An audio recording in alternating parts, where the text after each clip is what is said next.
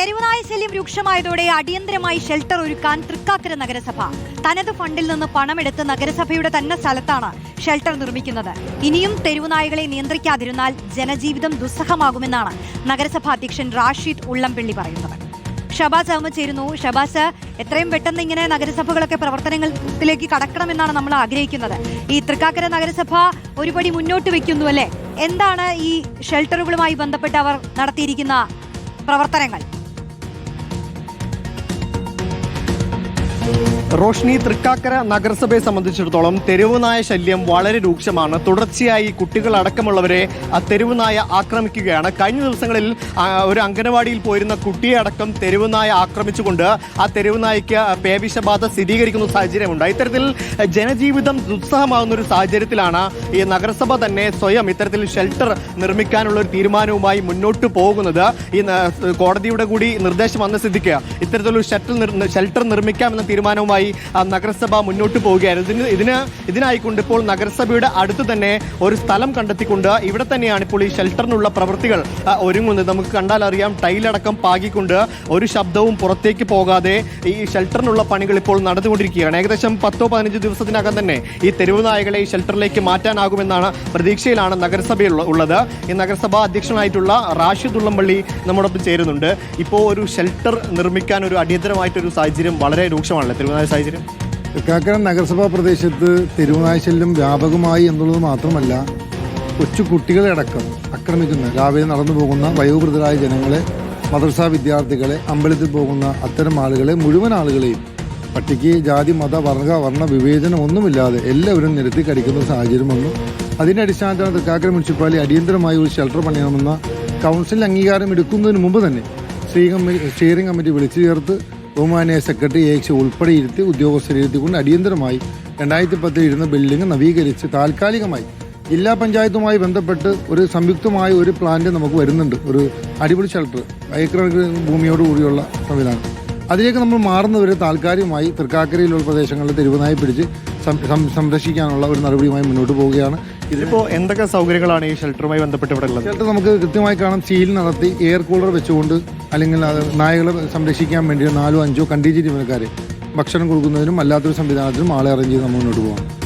ഇതിപ്പോൾ ഇങ്ങനെ ഒരു ഷെൽട്ടർ നിർമ്മിക്കാൻ പല തദ്ദേശ സ്ഥാപനങ്ങളും വെല്ലുവിളിയായി പറയുന്നത് സ്ഥലം ഏറ്റെടുപ്പാണ്. തൊട്ടടുത്തുള്ള പ്രദേശവാസികൾ അതിനെതിരാണ്. ഈ നായകളുടെ ശബ്ദമുണ്ടാവും, അല്ലെങ്കിൽ അങ്ങനെ പല പ്രശ്നങ്ങളും പറഞ്ഞു കേൾക്കുന്നുണ്ട്. അപ്പോൾ ഇവിടെ എന്താണ് അത്തരത്തിലുള്ള വെല്ലുവിളി ഉണ്ടായിരുന്നു? തീർച്ചയായിട്ടും ഉണ്ടായി. പല വാർഡുകളും തൃക്കാക്കര നഗരസഭയിലെ ഉടമസ്ഥയിലുള്ള സ്ഥലങ്ങളിൽ പോയി ഇത്തരം യാർഡ് പണിയാൻ ശ്രമിക്കുമ്പോൾ അത്തരം കൗൺസിലർമാരെ വിയോജിപ്പ് രേഖപ്പെടുന്നത് സ്വാഭാവികം. ജനങ്ങളുടെ ആശങ്ക ഇതിന് ശബ്ദമുണ്ടാകും, വലിയ ബുദ്ധിമുട്ടുണ്ടാകും എന്നുള്ളതാണ്. സൗണ്ട് എക്കോ സിസ്റ്റമാണ് ഇതിന്. നമ്മൾ സീൽ ചെയ്ത് കൃത്യമായി സംഭവം പുറത്തേക്ക് വരാത്ത രീതിയിൽ, എന്നാൽ നായ്കൾക്ക് നല്ല രീതിയിൽ മുന്നോട്ട് പോകാനുള്ള ഭക്ഷണം, സാധനങ്ങൾ കൊടുക്കാനും അവർക്ക് ആവശ്യത്തിന് കൂളിംഗ് ലഭിക്കുന്നതിന് AC ഉൾപ്പെടെയുള്ള സംവിധാനം ഈ നഗരസഭ അടിയന്തരമായി ചെയ്ത് പരിപാലിക്കണം. ഇതിപ്പോൾ എപ്പോൾ പണി പൂർത്തിയാകുന്നതാണ് പ്രതീക്ഷിക്കുന്നത്? 15 ദിവസത്തിനകം തൃക്കാക്കര മുനിസിപ്പാലിറ്റിയിൽ നമ്മൾ ഡോഗ് ക്യാച്ചർമാരെ കണ്ടെത്തി കൊച്ചിൻ കോർപ്പറേഷനുമായി ബന്ധപ്പെട്ട് കോർപ്പറേഷൻ അതേപോലെ മേയർ വളരെ സഹായത്തോടുകൂടി നമ്മൾ ക്യാച്ചർമാരെ തരാമെന്ന് പറഞ്ഞിട്ടുണ്ട്. അത്തരം ക്യാച്ചർമാരെ ബന്ധപ്പെടുത്തി നമ്മൾ എത്തിക്കൊണ്ട് തെരുവുനായെ സംരക്ഷിക്കാനുള്ള സംവിധാനം ചെയ്യും. റോഷ്നി, അതാണ് വളരെ മാതൃകാപരമായി കൊണ്ട് എല്ലാ സൗകര്യങ്ങളോടും കൂടിയ ഒരു ഡോഗ് ഷെൽട്ടറാണ് തൃക്കാക്കര നഗരസഭാ പരിധിയിൽ ഒരുങ്ങുന്നത്. ഈ സ്ഥലം ഏറ്റെടുപ്പിനുള്ള വെല്ലുവിളികളൊക്കെ മറികടന്ന് നഗരസഭയുടെ തന്നെ ഒരു സ്ഥലത്താണ് ഈ പണികൾ പുരോഗമിച്ചുകൊണ്ടിരിക്കുന്നത്. നമുക്ക് കണ്ടാൽ അറിയാം, ഈ ടൈലടക്കം പാകിക്കൊണ്ട് വളരെ വൃത്തിയായി നിരവധി നായ്ക്കളെ ഉൾക്കൊള്ളാനാകുന്ന തരത്തിലാണ് നിർമ്മാണം നടക്കുന്നത്. ഈ ശബ്ദമടക്കം പുറത്തേക്ക് കേൾക്കില്ല, AC അടക്കം ഇതിനകത്തുണ്ടാവും, മറ്റെല്ലാ സൗകര്യങ്ങളും ഉണ്ട്. അങ്ങനെ ഈ നാട്ടുകാരുടെ ഒന്നും എതിർപ്പില്ലാത്ത തരത്തിലൊരു കേട്ടിട്ടുണ്ടെങ്കിലും ഇതിപ്പോൾ ഒരു ഷെൽട്ടർ എങ്ങനെയായിരിക്കും എന്നുള്ളത് പ്രേക്ഷകർക്ക് മനസ്സിലാക്കാൻ കൂടിയുള്ള ഒരു അവസരമാണ്. അതൊന്ന് നമുക്ക് കാണാമായിരുന്നു. എങ്ങനെയായിരിക്കും അതിന്റെ ഒരു കൺസ്ട്രക്ഷൻ എന്നുള്ളതൊക്കെ നമുക്ക് വേണമെങ്കിൽ ഒന്ന് അറിയാം.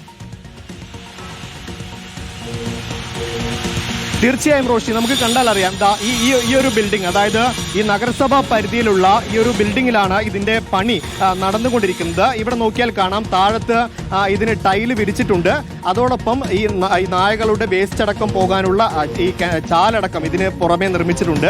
ഒപ്പം ഇത് സൗണ്ട് പ്രൂഫ് ആയിട്ടായിരിക്കും നിർമ്മിക്കുക. ഇതിന്റെ ഈ നായകളുടെ ശബ്ദം, അതാണ് പ്രധാനപ്പെട്ട വെല്ലുവിളി. പല സ്ഥലത്തും ഷെൽട്ടർ നിർമ്മിക്കാനുള്ള പ്രതിസന്ധിയായി പറയുന്നത് നാട്ടുകാരുടെ എതിർപ്പുണ്ടാകുന്നുണ്ട്. ഈ നായകളുടെ വേസ്റ്റും ശബ്ദവും അടക്കം പുറത്തേക്ക് കേൾക്കും. അത് വലിയ ശല്യമാകുമെന്നാണ് ഈ പ്രധാനപ്പെട്ട വെല്ലുവിളിയായി പറയുന്നത്. പക്ഷെ അതൊക്കെ മാറ്റി നിർത്താനായി ഇവിടെ നമുക്ക് നോക്കിയാൽ കാണാം, ഈ സൗണ്ട് പ്രൂഫ് ആയിട്ടാണ് ഇവിടെ ഈ ഷെൽട്ടർ ഒരുങ്ങുന്നത്. അതോടൊപ്പം ഈ വേസ്റ്റ് മാനേജ് ചെയ്യാൻ എങ്ങനെയാണെന്നുള്ളത് റാഷിദ് ഉള്ളംപള്ളി പറയും. ഈ വേസ്റ്റ് മാനേജ്മെന്റ് എങ്ങനെയാണ് നമ്മൾ ഒരുക്കിയിട്ടുള്ളത്? മാനേജ്മെന്റ് സെപ്റ്റി ടാങ്ക് നമ്മൾ ഫിൽട്രേഷൻ ഉണ്ട്, കൃത്യമായി ചെയ്യാനുള്ള സംവിധാനം ഇതിൻ്റെ അകത്ത് ബാക്കിൽ നിങ്ങൾക്ക് പരിശോധിക്കണം. ഇതിന്റെ പണി പൂർത്തിയാകാൻ ഏകദേശം 10ഓളം ദിവസം പിടിക്കുമെന്ന് മാത്രമേ ഉള്ളൂ. പരിപൂർണമായി നമ്മൾ സംരക്ഷിക്കും. ഈ വേസ്റ്റ് അങ്ങനെ പുറത്തേക്ക് പോകുന്ന ശല്യം അങ്ങനെ പ്രശ്നം ഒരിക്കലില്ല. വേസ്റ്റ് പുറത്തേക്ക് പോകില്ല. സാധാരണഗതിയിൽ മനുഷ്യ മലമൂത്ര വിസർജനം എങ്ങനെയാണോ സെപ്റ്റി ടാങ്കിൽ വമിക്കുന്നത് അതുപോലെ വമിച്ച് ഫിൽട്രേഷൻ നിന്ന് കൃത്യമായി വെള്ളം പ്യൂരിഫൈ ചെയ്ത് പുറത്തേക്ക്.